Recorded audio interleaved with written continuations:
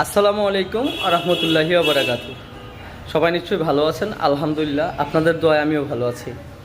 ভাই thoughts of Billal ভাই, ঠিক আছে, আপনারা জানেন যে অনলাইন জগতে বর্তমানে বাদশা যাকে বলে, ওনার বই, ওনার ভিতর থেকে যে এই কবিতাগুলা আবৃত্তি করে উনি সৃষ্টি করছে, ওইগুলাই ওই বইয়ে লেখা।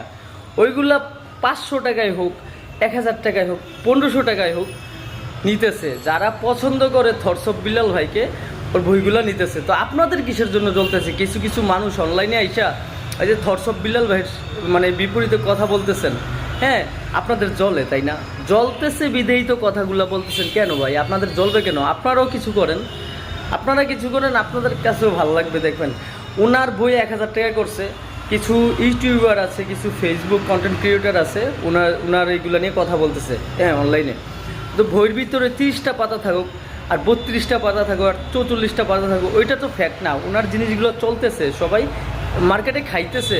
আপনিও কিছু করেন, আপনি এবার 500 পেজের একটা বই তৈরি করে ওইটা অনলাইনে বিক্রি করেন, সমস্যা কি?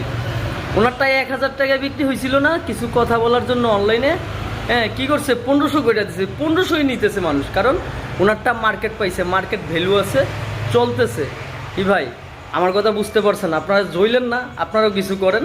সবাই ভালো থাকেন, সুস্থ থাকেন। আসসালামু আলাইকুম।